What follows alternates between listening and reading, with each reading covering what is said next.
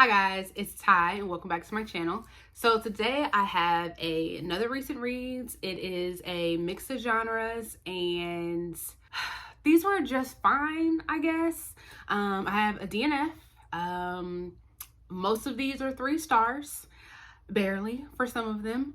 I do have 2 4-star reads. So, I mean, yeah, I really enjoyed them, but one of them was a reread, which I guess technically I already knew that I was going to enjoy that one, and the other one I knew that I was going to enjoy that one because that's coming from an author that I really loved. So I mean, I knew I was going to love it. So yeah, so we're just going to start with my lowest rated, which was a DNF, and we'll work our way up to my 4 stars. So let's go ahead and get started. So starting with this one, we have Spare by Prince Harry.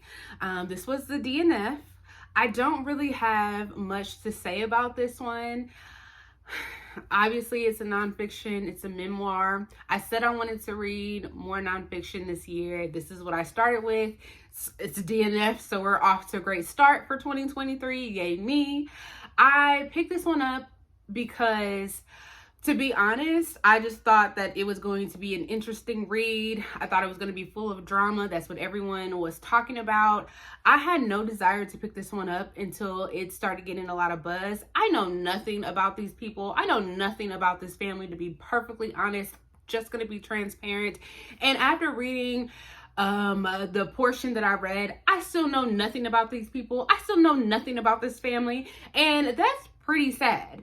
That says a lot about what little I got from this book. And I got about over 200 pages in this book. So, well, a little over halfway into this book, and I've learned nothing. I feel like I know nothing about Harry, just like I knew about, just as much as I knew about him going into this. Nothing. I know a lot of people have said that this was really problematic. They have made think pieces over this book and a lot of detailed videos, a lot of detailed reviews. I think my review that I have on Goodreads is a good paragraph. I've said all that I've needed to say. I think I've just said all that I've needed to say now. I know nothing. I really wanted to learn more about Prince Harry. I really wanted to learn, if anything, more about his family. I wanted to take something away from this book, and I got absolutely nothing. This could have been something, but this just goes to show you not every famous person, not every celebrity needs to write about their life, because sometimes your life just isn't that interesting, and his is one of those, unfortunately. So I had to DNF this. Next up, I have Tower of Dawn by Sarah J. Maas. This is book 6 in the Throne of Glass series. I only have one more book to go, thank goodness. But this is a young adult fantasy if you've never heard of this series before. So I can't really say too much about this series without spoiling it. But I will just say, just jumping into my thoughts, that I gave this one a 3 stars. This is supposed to be like that one-off book, I think. This one follows the character of, I'm going to say that his name is Kale. In my mind, his name is Kale, but I don't think that's right. Follows him. And I don't think this book needed to be as long as it is. It is well over 650 pages. And this did not need to be 650 pages. For what we learned in this book and what happened in this book, this could have easily been a novella. A good 200-page book. We did not need 650 pages because this was a time, okay? It took me a long time to get through this, and it did not need to take me this long to get through this book.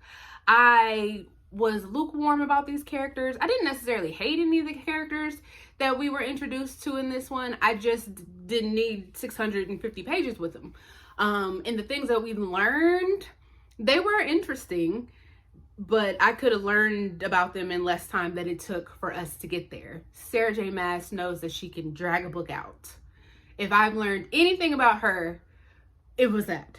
I gave this one 3 stars. It was fine. I really liked the end of this book once things started going. So maybe like the last 200 pages. I'm sticking beside that. This could have been a good 200-page book. But it was fine. It was okay. I can't wait to get to the last one and see how we're going to wrap this thing on up so I can be done with this. So, yep, that's that. 3 stars. So next up, we have American Royalty by Tracy Livesay. And this is a adult romance, and it follows 2 main characters. Our first one is Danny, aka Duchess. She is a American rapper, but she is trying to branch out and do other things. And right now, besides rapping, she is trying to launch her own skincare line. But she is unfortunately involved in like this scandal slash dispute with this pop singer by the name of Samantha Banks, who is kind of like trashing her name through the media. And because of that, like, no one is trying to work with Duchess in trying to help her launch her skincare line. And then we are also following Prince Jameson, who lives over in England, and he is part of the royal family. Their family is like full of scandal. All of his relatives, it seems like, have been part of some scandal or another. And his grandmother, the Queen, has decided to put on like this charity benefit concert to try and get their name back in the good graces with the public. And so she tasked Jameson with trying to find the performers for this concert. And she also wants him to be involved with all of the celebrations and be like the face of this charity benefit that she's trying to put on. And so he just randomly hears someone mentions Duchess and says, I want her, without really knowing who she is.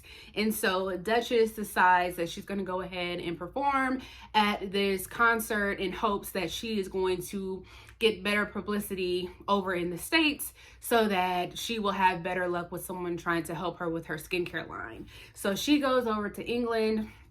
She actually gets there a few weeks early to try to take a break from everything that's going on in the States.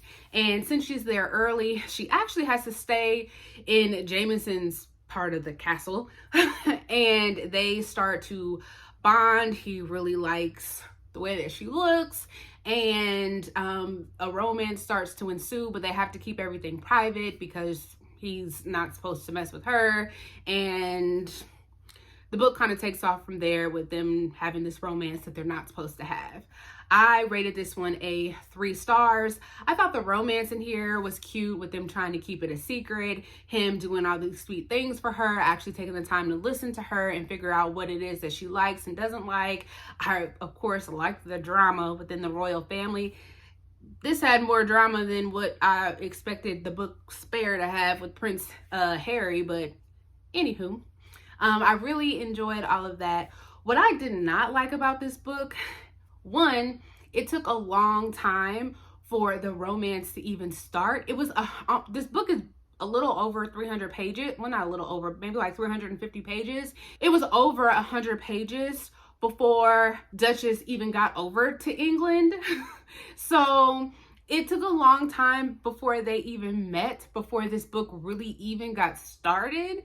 And I was just waiting for something to happen. And then my other really big problem with this was the character of Jameson. He just seemed like a really horny teenager.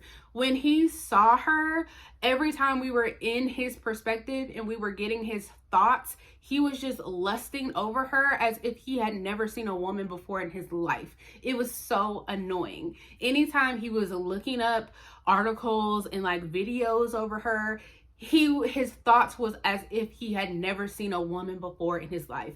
I don't know. I've never been to England. I'm not sure if they have any curvaceous women out there, but from the way that this was written, it didn't seem like it. But it was just so annoying. Eventually, it died down before a good few pages. It was so annoying reading from his perspective and how he viewed her. I did not like it. So, I mean, overall, this was fine. The romance was fine. It took a long time for the romance to start. once they kind of got together, it was cute, and then, you know, being romantic towards each other was fine, but then the romance towards the end moved really fast. But this is the first book in a series. I am kind of curious to see how this is going to continue, so I most likely will probably pick up the next book because his family was wild, and I just want to see what happens in the continuation. But like I said, I gave this one 3 stars. It was fine. Okay, so this next one is In My Dreams, I Hold a Knife by Ashley Winstead. This is a adult mystery thriller. I think some classify it as a psychological thriller. And this one follows a group of friends, and the main friend that we follow, I think her name is Jessica. Yeah. The main friend that we follow is Jessica. These group of friends, I think it was like 7 of them, they all went to the same college, and now they have all been invited to their college reunion. And we learn that one of their friends was brutally murdered. One of their friends from the friend group was blamed for the murder. So the friend that was murdered was Heather, and their friend Jack, who was actually Heather's boyfriend at the time, was blamed for the murder, but he was acquitted because they couldn't find enough evidence against him. So they all go to this reunion, except for Jack, because everyone stopped talking to him. So the rest of the friends go to this reunion, and when they're there, Heather's younger brother, Eric, decides that he's going to use this time while these friends are at this reunion to ask them exactly who killed his sister, Heather. And so the story takes off from there, where we are going back and forth between them at this reunion and in the past with what happened with them in college, with them first getting to college, how the group was formed, and leading up to the night that Heather was murdered. And we are trying to figure out which one of these friends actually had something to do with Heather's murder. So I gave this one 3 stars. I was really let down with this book because I feel like this one was so hyped up. Everybody that I follow and pay attention to have said that they absolutely loved this story. I read The It Girl by Ruth Ware, which I gave that one 3 stars, but I still enjoyed that one. People have said that if you liked Ruth Ware's The It Girl, then you will absolutely love this one. So with that being said, I just had really high expectations going into this one. I had some issues with this. I don't even know where to start. Okay, first off, I love stories where we have a messy friend group. Y'all know I love me some drama. I love learning about the friends. I like how all of the friends have flaws. They are not perfect people. They all have something wrong with them. They all had motivations to maybe want to harm Heather in some way. But these friends were annoying.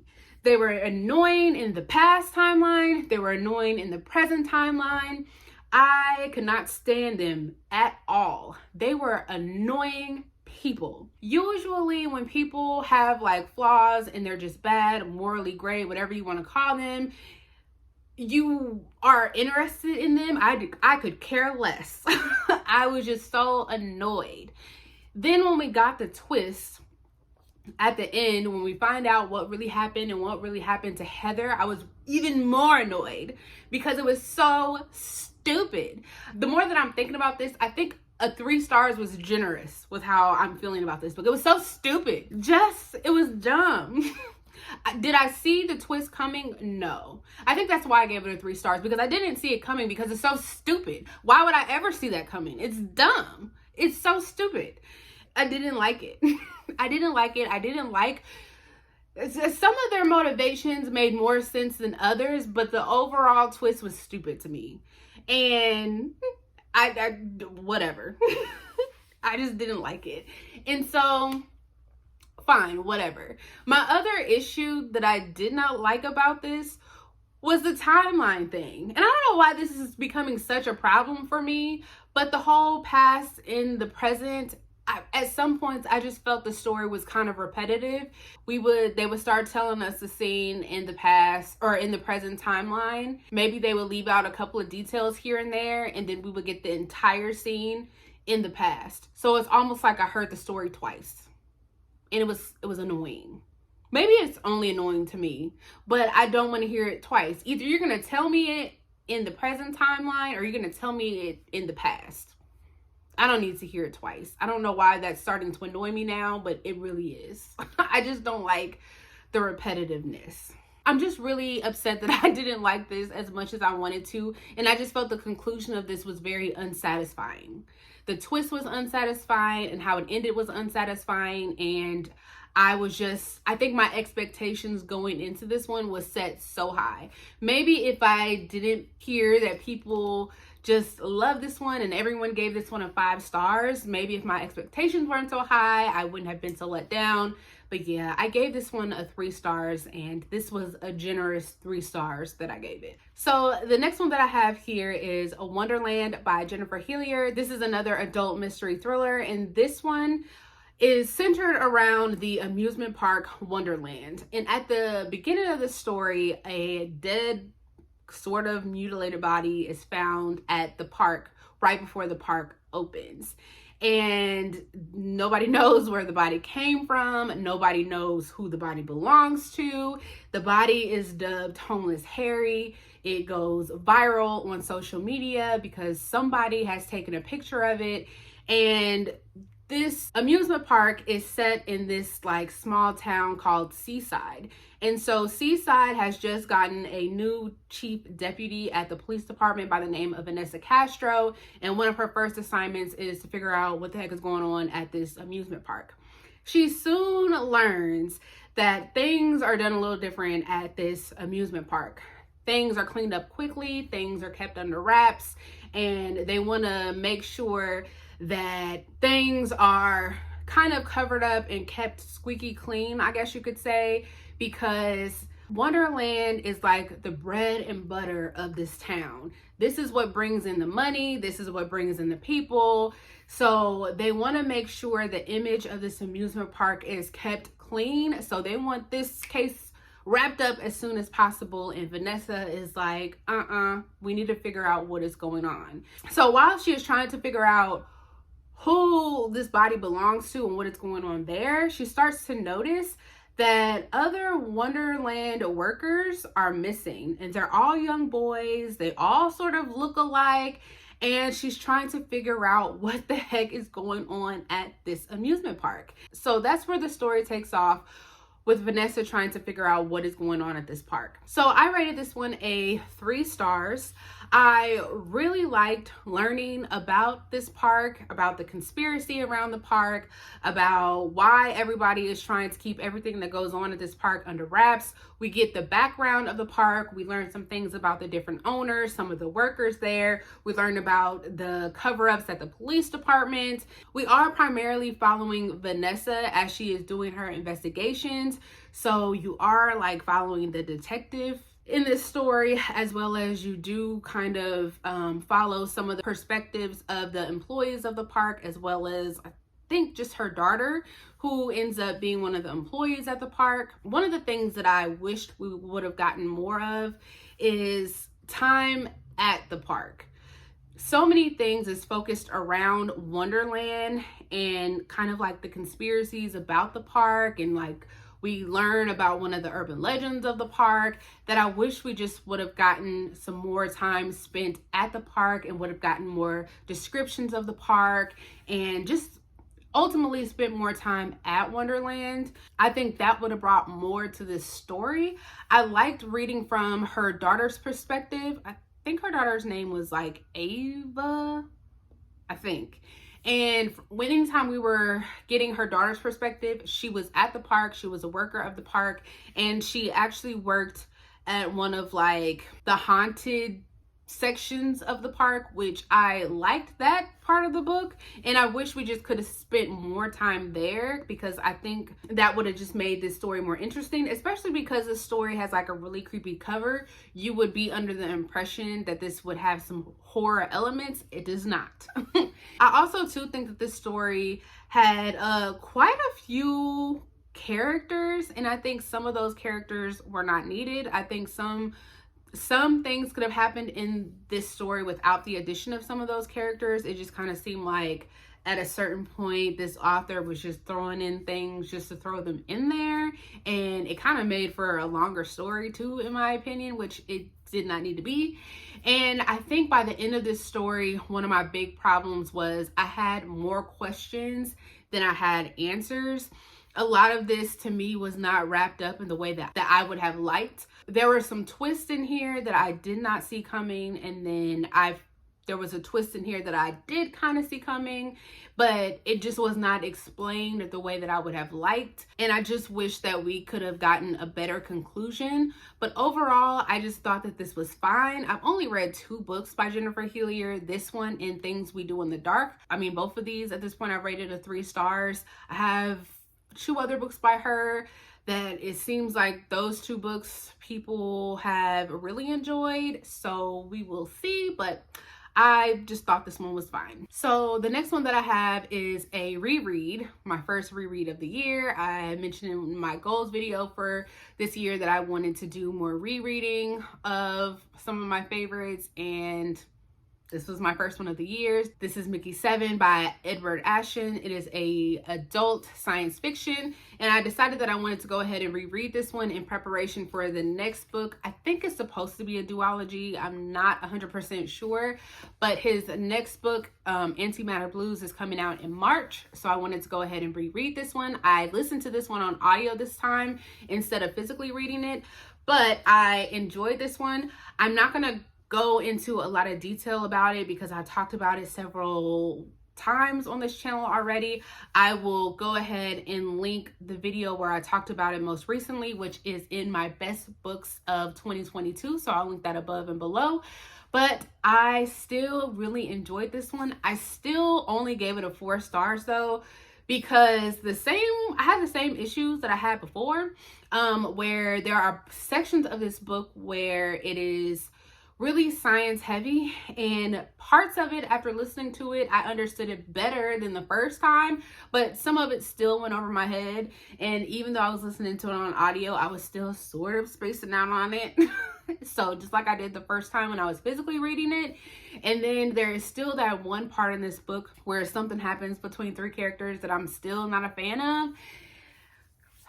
Well, I mean, I kind of like understood it and it was kind of funny when I was listening to it, but I still just didn't care for it and didn't really think that it was needed in this. So because of those, I still stuck with my rating of a 4 stars, but I still absolutely loved this book. I love the character of Mickey 7. I love the banter between Mickey 7 and Mickey 8. There was so much in here that I did not remember, and I'm so happy that I reread this one. And this just goes to show you that I need to reread more books, especially when I'm trying to continue a series or get prepared for the next book in a series. It really pays off to reread the previous book because there was so much that I forgot. And I went ahead and tabbed up this book, and I tabbed up so much. This just warmed my heart. This is just like one of my favorite books. This is probably going to be considered like one of my comfort reads when I just need something happy, something to make me laugh, because I just enjoyed this, and I really enjoyed the audiobook. There is some special effects in here. So yeah, Mickey 7 is just my jam. And then last up we have is Blacktop Wasteland by S.A. Cosby. And so I'm slowly making my way through all of S.A. Cosby's backlist, but this is a adult, I'm gonna say crime thriller, and I'm gonna say mystery crime thriller. And so in this one, we are following our main character. His name is Beauregard, aka Bug, is what his friends call him. And he has a family, and he is just a hardworking man. He has fallen on some financial hardships. He is known as a really good getaway driver, but he has tried to not go down that path. But because of these financial hardships, he decides that he's going to take this one last job. But he decides to do a job with someone who has double-crossed him in the past. And his wife, Kia, really doesn't want him to do that. His uncle, Booney, doesn't really want him to do that. Neither does I think it's his cousin, Kelvin, doesn't really want him to do that. So everything is leaning toward, I don't think you should do that. But he's stuck between like a rock and a hard place where he needs this money in order to be able to keep providing for his family. So he decides to take this job. Well, the job that he takes is this jewelry heist. Of course, the job doesn't go according to plan. And there's some other things going on with this job that he is not aware of. And the story just kind of takes off from there. I rated this one a 4 stars. I really enjoyed this story. I really liked the character of Beauregard in this story because he had a lot of internal conflict. On the one hand, he has grown up with this life of crime, with being a getaway driver. That's what he's seen. That's what he's grown up with his father. He has been trying to deal with the abandonment of his father because his father abandoned him and his mother. He just kind of took a job and never came back. And so he has been trying to deal with the fact that his father never came back and trying to figure out why. Beauregard has lived this life of kind of like in the streets, basically taking these jobs and getting money the illegal way, I guess. And then versus having a family, having a wife, having these kids, and trying to do it the right way. He owns a car shop. Anytime he comes across a financial hardship, the only thing he knows to do is to revert back to being this getaway driver. He knows it's not right. He knows he shouldn't do that. He knows he has his children looking up to him, but that's the only thing that he knows to do. So he has this conflict of, I know I shouldn't, but I have these people that I have to take care of, and this is the only thing that I know to do. So he has this conflict within him the whole entire book. We also see him in this story making these decisions that he knows he shouldn't have. He has taken this job with someone he knows he shouldn't have. And we also see him with this struggle of whether or not he should let his cousin Kelvin help him and the repercussions of that decision. And like I said before, he is still dealing with his father abandoning him and him not really letting that go, and still at the age that he is, how that affects him and the decisions that he makes with how he is raising his children and how he makes the decisions that he makes in his life today. I also really liked the character of his wife and the conversation that they have at the end of this book. That hit home.